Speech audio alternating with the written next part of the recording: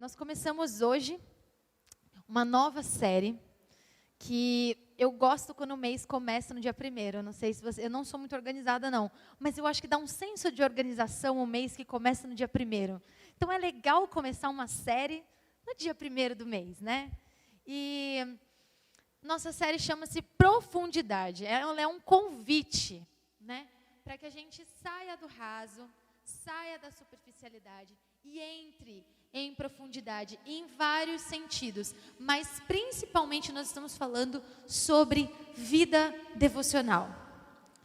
A marca dos nossos dias, a marca da nossa geração é a superficialidade. E nós somos tão superficiais, e você infelizmente vai concordar comigo, porque se isso não acontece com pelo menos mais alguém nesse salão, eu não vou pedir as contas, mas as nossas relações são extremamente superficiais. Quando a gente fala de profundidade, sabe aquela intimidade que você tem com alguém, que você passa um café, você nem percebeu o tempo que você gastou fazendo ele. Aí você senta na mesa da cozinha mesmo, porque você é tão íntimo daquela pessoa que você não usa a sala, você usa a cozinha. E você fica ali horas conversando, desce a garrafa de café inteira, né, porque não pode desperdiçar isso. E você fica horas, e quando você vai ver, você já falou de tudo, você já chorou, você já riu, você já lembrou, você já contou novidade, você já está fazendo piada, perdão, já falou mal dos outros, e não foi julgado por isso. Mas você tem aquela intimidade, aquela profundidade. Hoje, se eu fosse falar de todos os cafés que eu já marquei nessa vida, queridos e queridas, o café que eu marco hoje é uma sementinha, que vai ser plantada, e vai virar um arbustinho de café, e vai florescer, e vai dar café, e alguém vai colher aquele café, e torrar, moer e vender, e eu vou comprar. E aí quando tudo isso acontecer, vai ser o dia desse café que eu marquei, quando ele ainda era uma semente. Não sei vocês têm essa dificuldade de marcar um café com as pessoas.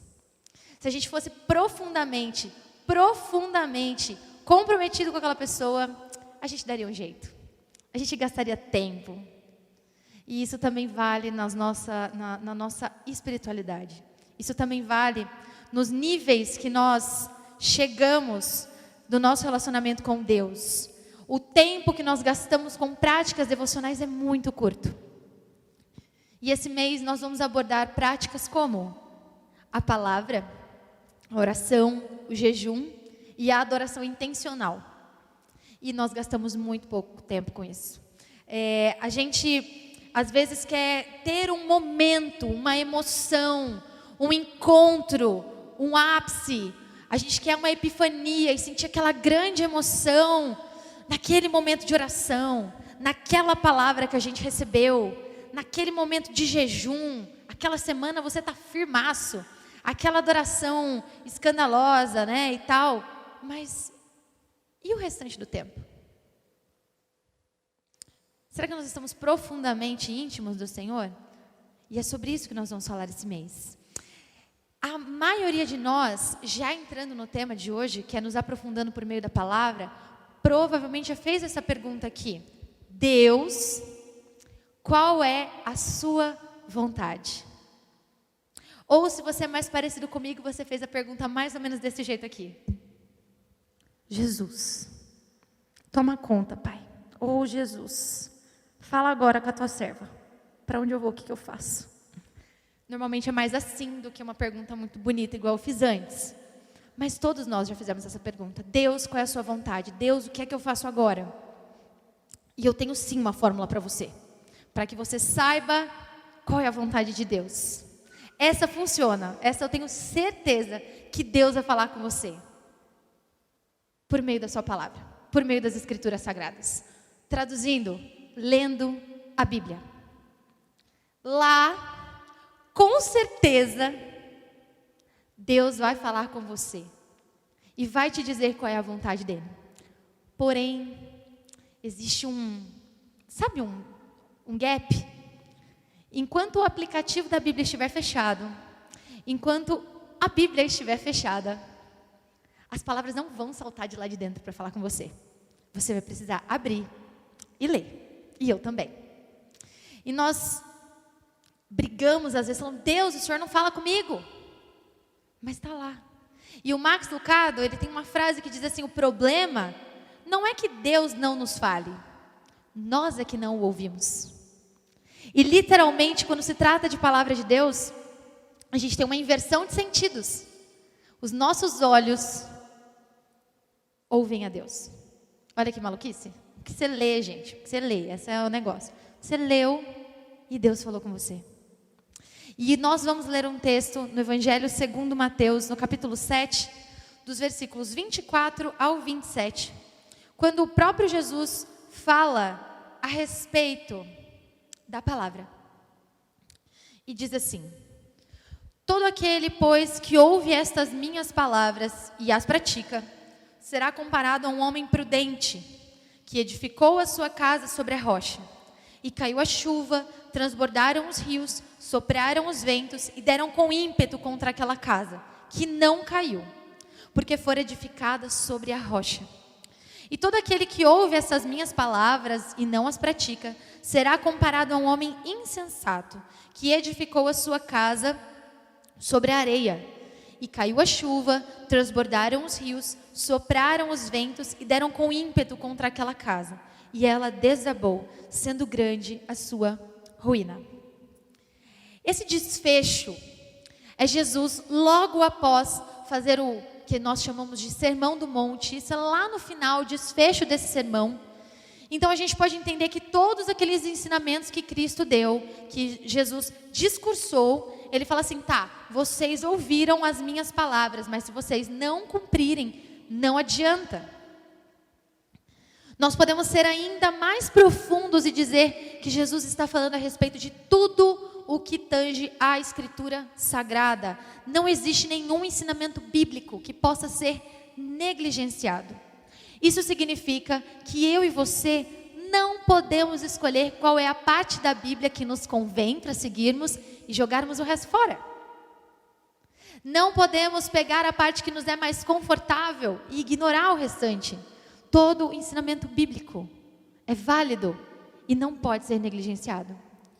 E mais que isso, quando nós vamos agora para a nossa primeira consideração, que diz que a palavra de Deus está conectada à nossa vida, eu digo que Jesus realmente, e Ele é mesmo, o melhor mestre de todos, porque Ele trabalha com exemplos, porque Ele trabalha com a vida real. E a palavra está intimamente conectada com a vida. Aqui Jesus usa um exemplo de uma construção, uma coisa comum, uma coisa do dia a dia. Como se tudo que nós fizéssemos, todos os nossos atos, as palavras, os nossos planos, erros e acertos, tudo isso fosse a construção da nossa vida. Quando nós lemos a Bíblia e abrimos, o que nós encontramos lá são pessoas construindo casas. São pessoas como eu e você, que nasceram, cresceram, se frustraram, sorriram, perderam pessoas amadas, erraram mais uma vez, acertaram, ganharam alguma coisa, tiveram grandes milagres ou foram rejeitadas. A Bíblia é sobre a vida, é sobre pessoas reais, não é sobre fantasia. E por isso Jesus consegue trazer isso para perto de mim e de você e fala assim, aqui dentro está aquilo que você precisa como resposta. Porque a Bíblia fala de vida, fala de ser humano, fala de um Deus que atua na história humana e que está falando por meio dessas palavras.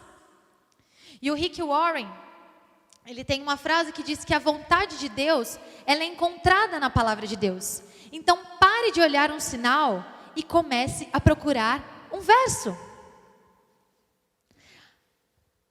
Eu sou uma pessoa muito conectada na internet. Alguns de vocês devem saber disso. Misericórdia, fechei o negócio, voltou. Ai, a edição vai ficar maravilhosa. E eu tenho um meme que eu carrego para mim, mas eu descobri que eu não quero que ele se cumpra. Que diz assim, Deus, mande um sinal. Eita, mas manda desenhado, manda com instrução, Eu não quero mais. Sr. Tim Keller falou uma coisa muito importante, e eu li essa fala dele. Ele disse que a gente pede um sinal para Deus, pede para que Deus fale conosco. Um sinal, assim, fora do comum, para a gente saber a vontade dele, para eu saber a vontade dele. Se Deus se revelasse para mim desse jeito, você imagina como eu ia fugir disso? Como é que eu ia fugir dessa vontade? Como é que eu ia fugir de algo claramente nítido jogado na minha cara? E a palavra diz que a quem muito é dado, muito será cobrado. Então, Jesus não precisa mais mandar aquele desenho, mandar tão explicadinho assim, né? Eu quero ir com calma. Eu quero ir bem com calma. Porque não é para a gente ficar procurando no céu, não é para a gente ficar procurando maluquices. O que nós precisamos, as respostas que nós precisamos, estão aqui, neste livro, nessa história, que já é sobrenatural demais. Um povo que não era nada,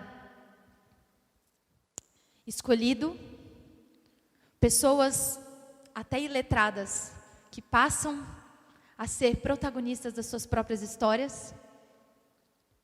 Um livro que perpassou milhares de anos e que chega nas nossas mãos hoje. Isso já não é sobrenatural o suficiente para você querer ter as respostas que Deus tem para você? Eu espero que seja. Para nós irmos para o nosso segundo ponto. Que as palavras de Jesus nos desafiam a uma prática pessoal. Profundidade. Prática pessoal. Vamos lá. Todo aquele, pois, que ouve essas minhas palavras e as pratica, será comparado a um homem prudente. Para Jesus, não bastava apenas dizer que cria nele.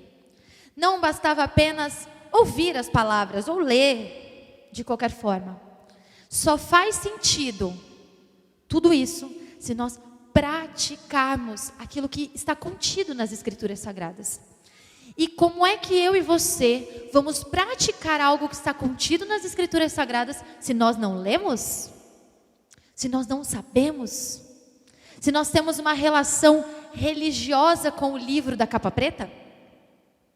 Se nós só acessamos o livro quando nós estamos numa total dúvida, desgraça, misericórdia, meu Deus, fala comigo, e eu vou teatralizar o que muitos aqui já podem ter feito. E se você já fez, eu não te julgo, porque eu também já fiz. Você pega uma Bíblia, existem ainda Bíblias de papel, tá, gente? Se quiser, tem aí várias editoras aí que você pode estar comprando, se você fizer questão. Aí você faz uma oração assim, ó.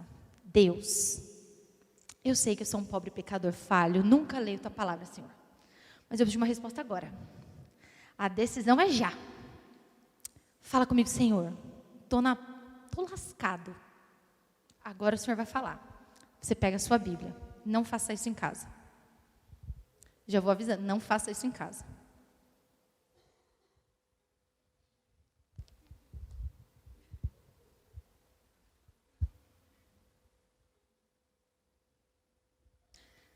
Põe a tua casa em ordem, pois morrerás e certamente não viverás. Não era isso não, Jesus, que a gente tinha combinado. E não é assim que funciona? Não é sobre esse relacionamento. Não é sobre essa prática que Jesus está falando. Jesus está falando da prática do salmista, que esconde a palavra no coração para não pecar. Jesus está falando da prática da palavra de Deus ser luz para o caminho que nós caminhamos. Da palavra que transforma. Da palavra que muda o nosso caráter. O Eugene Peterson vai dizer que seguir a Jesus necessariamente significa aplicar suas palavras e propostas na nossa vida diária. Não é para uma decisão única e difícil, também é. Mas é para todo dia. Tem que fazer que nem o profeta que quis comer, que Deus falou assim, toma aí o rolo e come. Ele comeu. É para comer todos os dias a palavra de Deus. Porque todos os dias você vai ter duas oportunidades. Uma, de provar sua fé para você mesmo. e falar, ih. E a segunda, de mostrar quem é Jesus para alguém. E por meio da palavra dele, trazer vida e ser sal e luz para alguém. Se nós não soubermos o que está contido nas palavras e não praticarmos o que está escrito na palavra de Deus, não tem transformação, não tem mudança de caráter, não tem opções corretas, não tem escolhas corretas. Tem só a gente errando e colhendo os frutos depois. Porque em terceiro e último lugar, sem a palavra, nós nos tornamos vulneráveis. Nós falamos que o homem prudente é aquele que construiu a sua casa sobre a rocha. Mas todo aquele que ouve as minhas palavras e não as pratica, será comparado a um homem insensato, que edificou a sua casa sobre a areia, e caiu a chuva, transbordaram os rios, sopraram os ventos, e deram com ímpeto contra aquela casa, e ela desabou, sendo grande a sua ruína. Presta atenção, as condições climáticas das duas casas são as mesmas.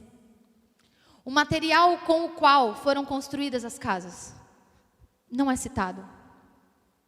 A capacidade de engenharia e arquitetura dos dois construtores também não foi avaliada. O que difere não são as circunstâncias externas, mas sim onde essa casa é edificada. Onde o alicerce dessa casa é feito e se foi feito. E a minha história triste sobre alicerce é minha também. Caio me ensinou uma coisa. Sempre que você quiser contar uma tragédia, um erro, conte o seu. Queria dizer para vocês que eu tenho uma cartilha. E tem várias para contar. Quando eu construí a minha casa, a minha grande mansão de 49 metros quadrados no terreno dos meus pais, com a casa deles lá já, eu precisei fazer um alicerce para um pedaço da minha casa. Alguém aqui está reformando, está construindo? Coloca seu nome lá para mim, para eu orar por você essa semana. Porque tem que ter muita disposição, muita paciência e dinheiro. E esse terceiro item era o que eu menos tinha. E eu precisei fazer um alicerce muito fundo. Porque o meu bairro era um brejo, né? Um ótimo lugar para se morar. E nós começamos a construção. Construção não, né? Destruição. Porque teve que destruir um pedaço e cavar. E toda vez que os rapazes iam cavar, chovia. E enchia d'água. Aí tinha que esperar secar, no dia seguinte já tinha tudo zoado, cavava de novo. Nós ficamos um mês cavando alicerce. E o meu dinheiro indo embora, né? Até o dia que eu falei assim, Deus, vou desistir. Eu vou deixar encher, vou comprar 3 casalzinhos de capivara, vou colocar lá, vou cobrar o ingresso, vou pegar todo o meu dinheiro de volta. Vou fazer um zoológico de capivara, porque lá na minha região tem. Alicerce é a coisa, eu acho que foi a coisa mais cara. Era muito ferro, ferro é muito caro. Concreto, trabalho braçal. Tinha que contratar aquele negócio lá, caçamba. Meu, você tem que pagar para as pessoas levarem terra embora. E sabe qual é a pior parte? Depois que fica pronto, ninguém vê. Meu dinheirinho estava lá e ninguém estava vendo ele. Nem eu estava vendo ele. Até hoje eu não o vejo. Mas me pergunta, tem alguma rachadura na minha casa? Não. Eu gastei ali. E o convite que Jesus faz é para que eu e você sejamos profundamente alicerçados na rocha. Porque as crises vão vir para mim, para você, para quem está na rocha e para quem está na areia. As decepções e as frustrações vão vir para quem está na rocha e para quem está na areia. A alegria também vai vir para quem está na rocha e quem está na areia. Mas a hora que o bicho pegar mesmo, a gente sabe que só fica em pé quem está alicerçado na rocha, que é Cristo.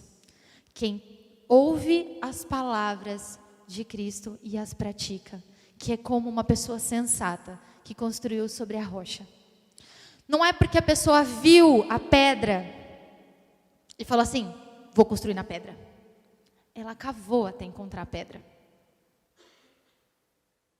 A diferença entre cavar em areia e cavar em pedra, pegou? Vou explicar, né?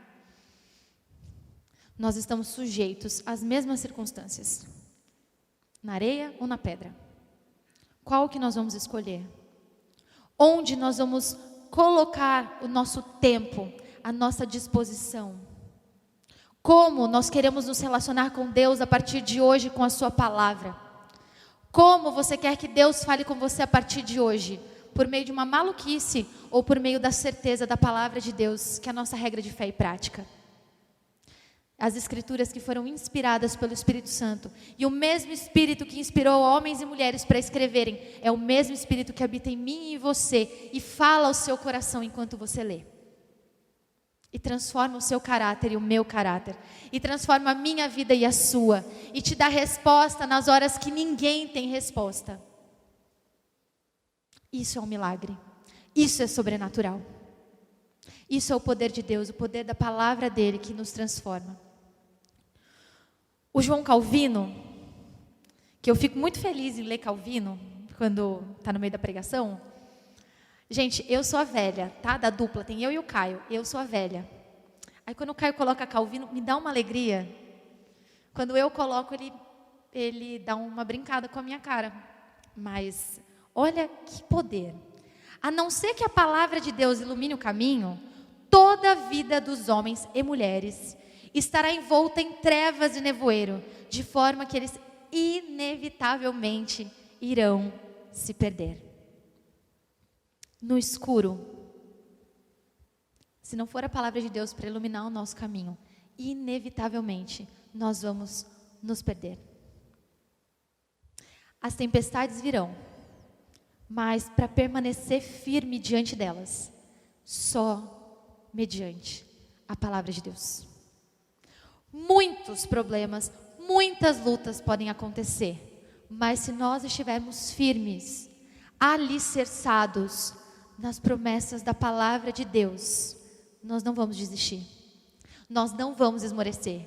Não será grande a nossa ruína, porque nós somos bons? Não, porque a palavra de Deus é fiel, é verdadeira e continua viva e atua em mim e em você. Para nós concluirmos, as palavras de Jesus se estabelecem como princípios. Princípios. Isso ninguém pode tirar de você.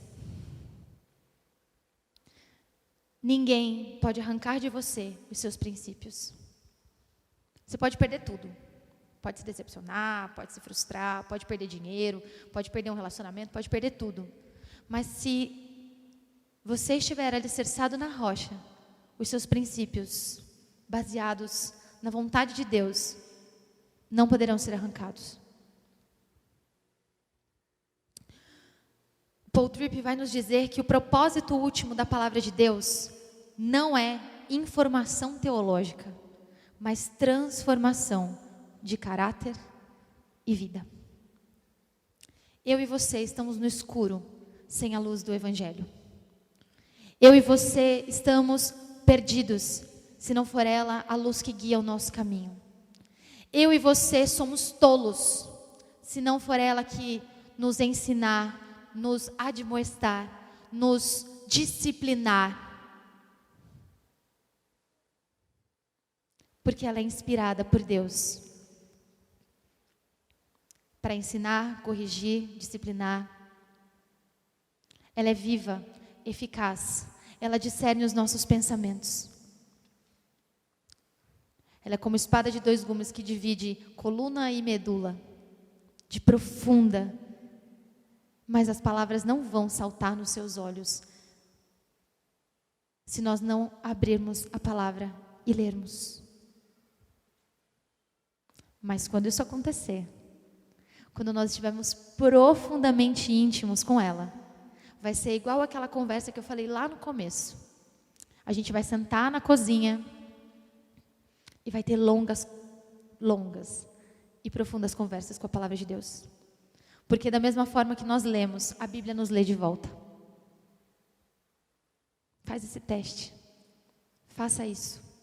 Se entregue profundamente ao estudo das Escrituras, à leitura das Escrituras. Ela é o nosso manual de fé e prática. Ela é a palavra de Deus. Peça para que o Espírito Santo, todas as vezes que você lê, o Senhor que escreveu, fala comigo da maneira como o Senhor quis falar. Fala comigo. Eu sei que ela é viva. Eu sei que ela foi escrita há muito tempo, mas ela se renova. E isso pode ter acontecido com você, assim como acontece às vezes comigo. Poxa, é um texto tão conhecido. Mas quando vem na hora certa, na profundidade, na intimidade, gera transformação, dá consolo, transforma, exorta, traz arrependimento, muda o nosso caráter. Nós vamos orar juntos, encerrando a nossa mensagem de hoje, encerrando o nosso culto hoje. E realmente, de coração,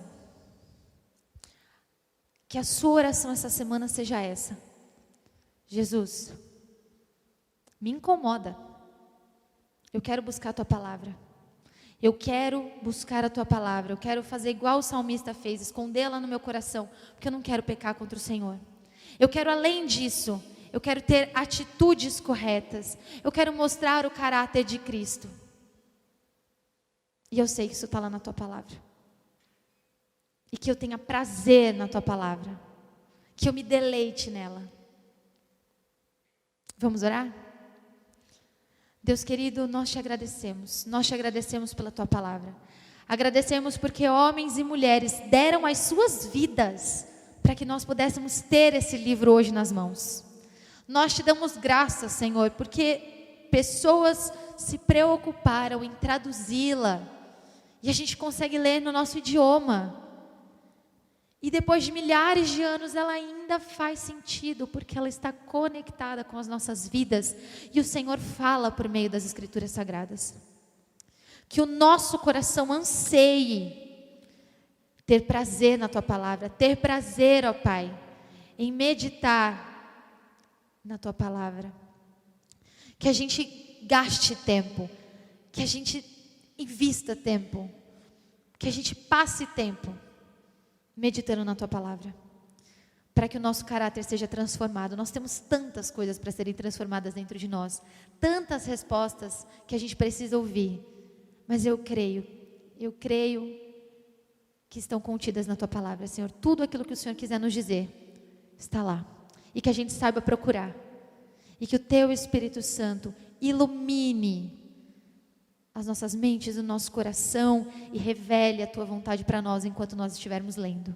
Que isso seja sério, Deus.